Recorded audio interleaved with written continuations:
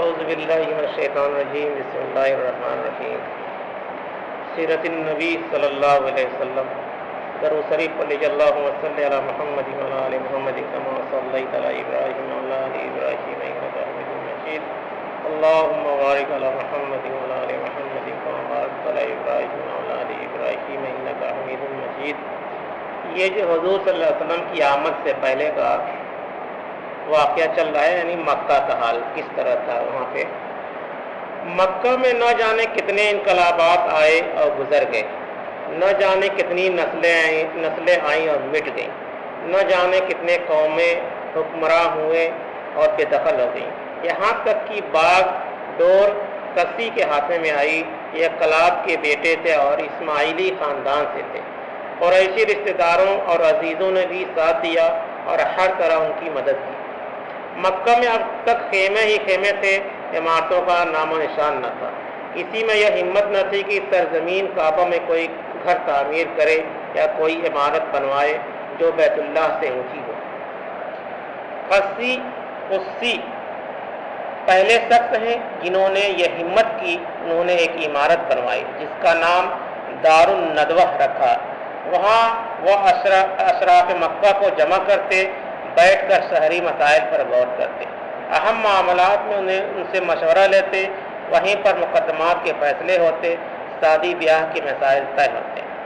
پھر قسی نے قریش کو بھی عمارتیں بنانے کا حکم دیا، چنانچہ انہوں نے کعبہ کے آس پاس اپنے گھر تعمیر کیے، البتہ بیچ میں بہت کافی جگہ چھوڑ دی کہ حاجی آئے تو طواف وغیرہ میں کوئی زحمت نہ ہو اور پریشانی نہ ہو۔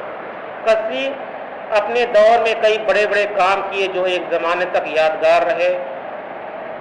مشعر حرام انہی کی ایجاد ہے جس پر حج کے دونوں دنوں میں چراغ جلتے تھے۔ انہی نے تمام قریش کو جمع کیا اور تقریر کی، بھائیو، خانہ کعبہ کی زیارت کے لیے حاجی نہ جانے کہاں کہاں سے آتے ہیں، سینکڑوں ہزاروں میل کے فاصلے طے کر آتے ہیں، بھائیو ان کی میزبانی کرنا تمہارا فرض ہے۔ پھر اس سلسلے میں انہوں نے 2 عہد قائم کیے۔ ایک کا نام تھا سقایہ، اس کا کام تھا 2 عہدے یعنی 2 پوسٹ بنائی انہوں نے۔ اس کا کام تھا کہ حاجی آئیں تو ان کے لیے میٹھے پانی کا انتظام کرے، چاہے زمزم پھٹ چکا تھا اس لیے پانی کی میعاد تھا اور بہت دور دور سے لانا پڑتا تھا، نبیذ وغیرہ کا اہتمام بھی اسی شعبے کے سپرد تھا جو عربوں کی خاص چیز تھی۔ دوسرا عہدے کا نام تھا رفادہ۔ قریش نے ایک سالانہ رقم مقرر کی، اس سے منی اور مکہ میں حاجیوں کی ضیافت کی جاتی، اس شعبے کا ذمہ اسی کا انتظام تھا۔ خانہ کعبے سے متعلق بھی ایک عہدہ قائم کیا اور اس کا نام رکھا انہوں نے حجابہ۔ جو اس عہدے کا ذمہ دار ہوتا وہی کعبے کے کلید بردار ہوتا۔ کعبے سے متعلق سارے کام اسی کے سپرد ہوتے۔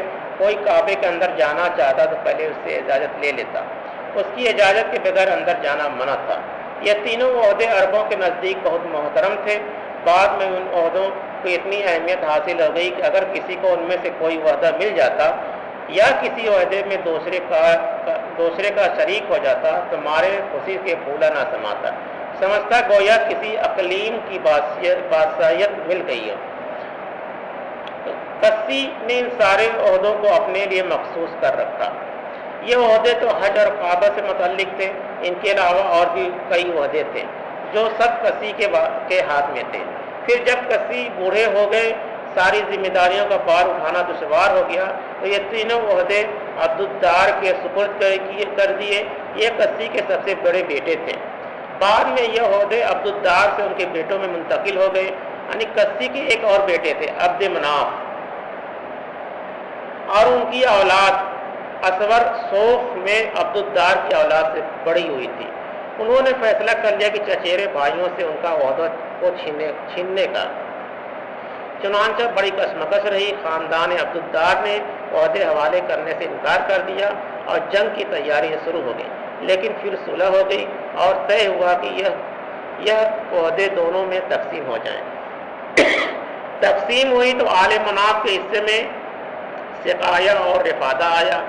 عبد مناف کے ایک بیٹے تھے حاسم، یہ بھائیوں میں سب سے بڑے تھے قوم میں ہر دل عزیز تھے، مال و دولت سے بہرہ مند تھے، اس لیے دونوں عہدے انہیں کو ملے۔ ہاشم بہت درد مند، غریب پرور اور رحم دل انسان تھے۔ دادا کی سنت انہوں نے بھی جاری رکھی، ہمیشہ حاجیوں کے لیے کھانے کا انتظام کرتے، اور نہ صرف حاجیوں کے لیے انتظام کرتے بلکہ مکہ کے غریبوں کا بھی بہت خیال رکھتے۔ انہوں نے اہل مکہ کی مالی حالت بہتر بنانے کی بھی تدبیریں سوچیں، اسی کا بندوبست کیا۔ سال میں 2 بار تاجروں کے قافلے ملک کے باہر جائیں اور وہاں تجارت کریں، چنانچہ ہر سال ایک قافلہ گرمیوں میں جاتا اور گرمیوں میں شام کی طرف جاتا اور سردیوں میں یمن کی طرف۔ رومی بادشاہ سے اجازت حاصل کی کہ قریش اس کے ملک میں سامان تجارت لے کر جائیں تو ان سے کوئی ٹیکس نہ لیا جائے۔ حبش کے بادشاہ نجاشی سے بھی اسی قسم کا فرمان حاصل کیا۔ عرب میں راستے غیر محفوظ تھے، ہر آن لٹ جانے کا خطرہ رہتا تھا۔ حاتم نے ان کے پیش نظر دورہ کیا، مختلف قبیلوں میں جا کر ان سے معاہدہ کیا، قریش کا کوئی قافلہ گزرے تو اس کو نقصان نہ پہنچائیں۔ اس احسان کے بدلے میں قریشی قافلے ان قبیلوں میں خود جائیں گے، ان کی ضرورت کی چیزیں لے جائیں گے اور ان سے خرید فروخت کریں گے۔ یہی وجہ ہے کہ عرب میں غارت گری کا بازار گرم تھا، پر قریش کا قافلہ ہمیشہ محفوظ رہا۔ اس طرح انہوں نے مختلف قبیلوں اور ملکوں سے سیاسی اور تجارتی معاہدے کیے، اس سے قریش بالکل معمون ہو گئے اور تجارتی میدان میں خوب آگے بڑھے۔ ایک بار کا واقعہ ہے کہ مکہ میں زبردست قحط پڑا، یعنی سوکھا۔ حاتم نے شوربے میں روٹیاں چورا کی اور لوگوں کو کھلائی، اسی وقت سے ان کا لقب حاسم پڑ گیا۔ حسم کے معنی ہیں چورا کرنا اور حاسم کے معنی ہوئے چورا کرنے والا۔ حاسم کا یہ لقب اس طرح مشہور ہوا کہ اس نے اصل نام کو دبا دیا۔ ان کا اصل نام تھا عمرو، لیکن اب یہ نام کسی کو نہیں یاد رہ گیا۔ تو اس طرح سے جو ہے یہ واقعہ رہا۔ اب اس کے بعد ایک واقعہ اور تھوڑا سا ہے کہ ایک سال حاسم تجارت کے لیے شام گئے، ساتھ میں تاجروں کا پورا قافلہ تھا۔ واپس ہوئے تو یثرب سے گزر ہوا، قافلہ میں کچھ تاجر یثرب کے بھی تھے جن کو وہاں کی ایک عورت نے اپنے مال تجارت دے کر بھیجا تھا۔ قافلہ یثرب پہنچا تو وہ عورتوں اور تاجروں کے پاس آئی اور سفر کے رودات پوچھنے لگی، کیا بیچا کیا خریدا۔ باتوں سے ایسا لگتا تھا جیسے کوئی بہت ہی ہوشیار، تجربہ کار اور باتدبر مانے سوچنے سمجھنے والی خاتون ہو۔ حاتم یہ سب دیکھ رہے تھے کہ دل ہی دل میں اس کی فراست کی داد دے رہے تھے، اس کی ذکاوت اور فطانت سے خوش ہو رہے تھے، چہرے پر صرافت اور سنجیدگی کا نور دیکھ کر مسحور ہو رہے تھے۔ یہ کون آ رہے تھے؟ حاتم نے سوال کیا۔ یہ سلمہ ہے، یہ باپ کا نام عمرو ہے، خزرج کے خاندان ہے بنی نجار، یہ اسی خاندان سے ہیں۔ تاجروں نے اس کا پورا تعارف کرا دیا۔ حاتم کیا یہ شادی شدہ ہیں؟ حاتم نے سوال کیا۔ نہیں، البتہ یہ اپنے یہاں کی بہت معزز خاتون ہے، چاہتی ہیں کہ کوئی ایسا شوہر ہو جو اس کی آزادی سلب نہ کرے، اپنی آزادی کو مجروح کرنا اسے گوارا نہیں ہے۔ حاتم پوچھو کیا وہ مجھے پسند کرے گی؟ پوچھا گیا تو وہ تیار ہو گئی، اور حاتم کو اس کو اچھی طرح جانتی تھی، اس سے معلوم تھا کہ قوم میں ان کا کیا مقام ہے۔ چنانچہ حاتم سے اس کی شادی ہو گئی، وہ اسے لے کر مکہ چلے آئے، وہاں کافی دنوں ساتھ رہے۔ پھر وہ یثرب لوٹ آئی، وہاں ایک لڑکا ہوا جس کا نام اس نے شیبہ رکھا۔ اس کے بعد کئی سال گزر گئے، پھر ایک سال گرمیوں میں تجارتی قافلہ چلا، ساتھ میں حاتم بھی گئے۔ شام میں ایک مقام ہے غزہ، وہاں پہنچ کر انتقال کر گئے۔ اب سارے عہدے مطلب کے ہاتھ میں آ گئے، یہ ان کے بھائی تھے، یعنی حاتم کے بھائی کون تھے؟ مطلب۔ شیبہ مطلب کے بھتیجے تھے، یہ یثرب میں ماں کے پاس ہی رہ رہے تھے۔ اب مطلب کو ان کو فکر ہوئی کہ طے کیا کہ بھتیجے کو مکہ لائیں، یہی ان کا ددیال تھا، یہی باپ کا پورا خاندان تھا۔ مطلب اس گھر سے یثرب گئے، بھابھی سلمہ سے ملاقات ہوئی، بولے میرا بھتیجا بڑا ہو چکا ہے، ہاتھ پیر مضبوط ہو چکے ہیں، چاہتا ہوں کہ اب اسے اپنے یہاں لے جاؤں۔ تمہیں معلوم ہی ہے کہ حسب و نسب کے اعتبار سے، یعنی حسب نسب میں خاندان کے اعتبار سے قوم میں ہمارا کیا مقام ہے، وہاں عزت سے رہے گا، یہاں تو بیچارہ پردیس میں پڑا ہے۔ سلمہ اس کی جدائی میرے لیے موت ہے. سلمہ نے کہا کہ اس کی جدائی میرے لیے موت ہے، لیکن یہ بھی پسند نہیں کہ وہ اپنے بزرگوں سے جدا رہے. ذرا پوچھیں دیکھیں اس کی کیا خواہش ہے. کہو میرے دلارے کیا خیال ہے، میرے ساتھ اپنے وطن چل رہے ہو نا. مطلب نے نہایت پیار سے بھتیجے کو مخاطب کیا. تو یہ تو امی بتائیں گی، جب تک امی جان کی اجازت نہ ہو میں کہیں نہیں جانے کا. سعادت مند بھتیجے نے نہایت معصومیت سے جواب دیا. سلمہ نے مطلب کا اصرار دیکھا تو تیار ہو گئیں، کلیجے پر پتھر رکھ کر اجازت دے دی. مطلب 3 دن وہاں مہمان رہے. چوتھے دن شیبہ کو ساتھ لے کر مکہ روانے ہوئے. اس وقت شیبہ کی عمر 8 برس تھی. دونوں ایک ہی اونٹ پر سوار تھے. مطلب آگے تھے اور شیبہ پیچھے.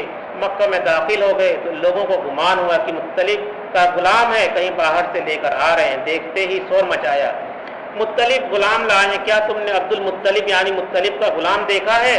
دیکھو یہ عبد المطلب یعنی مطلب کا غلام ہے. مطلب نے اس طرح کی آوازیں سنی تو بہت سخت ناراض ہوئے. اہل قریش تم بھی عجیب لوگ ہو، یہ میرا بھتیجا ہے، بڑے بھائی حاسم کا بیٹا ہے، یثرب میں تھا وہاں سے لے کر آ رہا ہوں. لیکن یہ نیا نام جو بے ساختہ زبانوں پر آ گیا اصل نام پر غالب آ گیا. ماں نے ان کا نام شیبہ رکھا تھا اور اسی نام سے پکارے جاتے تھے، لیکن اب اصل نام کسی کو یاد نہ رہا اور اسی وقت سے وہ عبد المطلب ہو گئے. عبد المطلب ہوتے مطلب کا غلام، مطلب کا بندہ. تو اس طرح سے ابھی یہ حضور صلی اللہ علیہ وسلم نسل کا بیان چل رہا ہے. ٹھیک ہے، کس طرح سے آپ کی نسل عاصم سے ہی خاندان سے تھے آپ. تو عاصم کی بیوی کون تھی؟ سلمہ. اور سلمہ اور ان سے ایک اولاد پیدا ہوئی، اس کا کیا نام رکھا گیا؟ شیبہ. اب بعد میں اس کا نام بدل گیا عبد المطلب. مطلب اس کا نام تھا، ان کے بھتیجے کا نام تھا، شیبہ کے بھتیجے کا نام، یعنی وہ ہاشم کے بھائی تھے. اب اس کے بعد تو واقعی انشاءاللہ کل بیان ہوا. اللہ تعالیٰ سے دعا ہے کہ ہم لوگ سیرت پڑھنے اور اس کا سمجھنے کی توفیق عطا فرمائے. آمین. سبحان اللہ بحمدہ، سبحان اللہ بحمدہ، نشہد ان لا الہ الا اللہ ونستغفرک ونتوب الیک. سبحان ربک رب العزۃ عما یصفون وسلام علی المرسلین والحمد للہ رب العالمین. تو اس طرح سے جو یہ خاندان